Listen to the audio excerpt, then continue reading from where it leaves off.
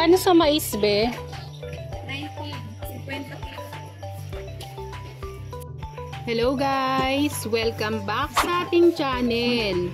For today's video po ay ibabahagi ko sa inyo ang pagtitinda ng mais con yelo with creamy custard. Tara, umpisahan na natin!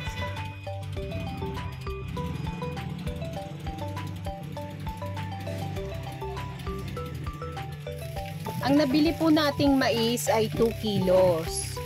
Hugasan muna natin ito. Ako po si Glory at ako po ay may maliit na tindahan.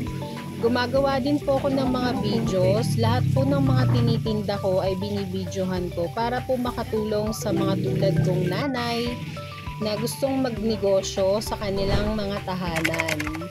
Kaya sana po i-support nyo ang aking page at ang aking YouTube channel. Maraming salamat!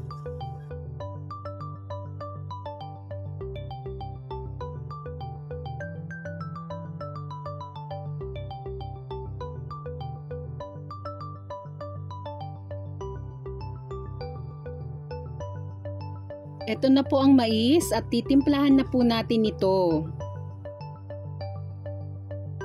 Maglalagay po tayo ng 1½ cup ng sugar. Pwede nyo pong bawasan kung ayaw nyo po ng matamis. 1/2 tablespoon ng rock salt. Maglalagay din tayo ng 500 ml ng water.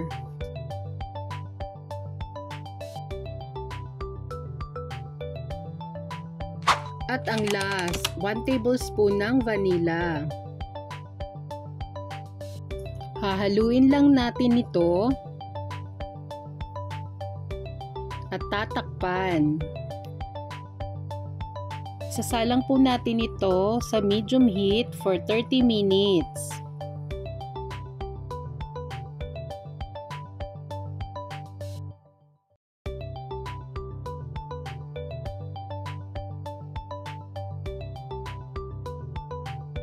Ito po ay luto na. Maaari na nating patayin ang ating stove.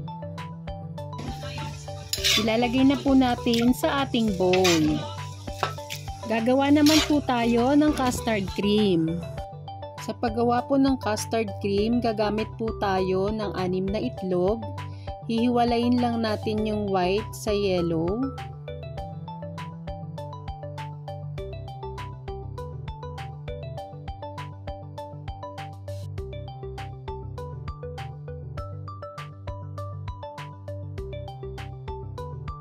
Ito na po ang ating 6 egg yolk.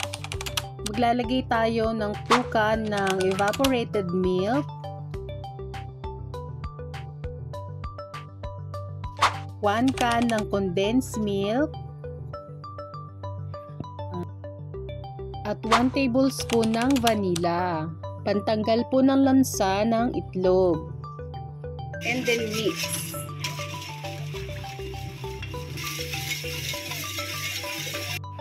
Isasala po natin ito para maiwasan natin yung buo-buo.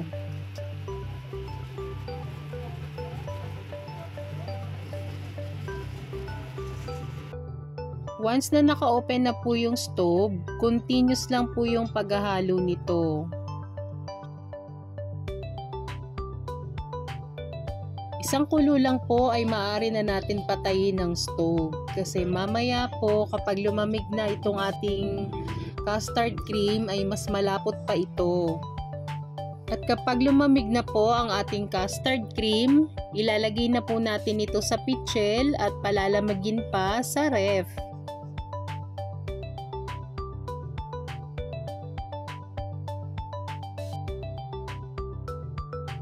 I-display na po natin ang ating minatamis na mais.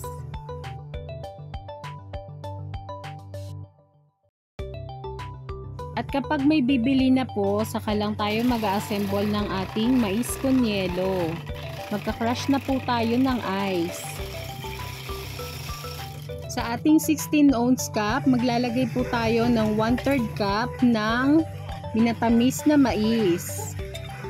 After po nyan, maglalagay na po tayo ng crushed ice.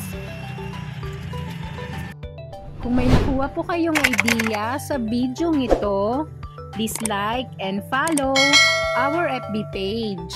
Maraming salamat!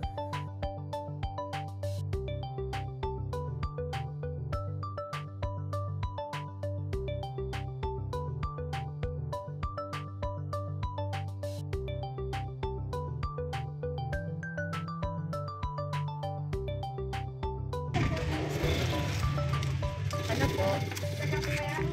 Ano po yun? Alam ko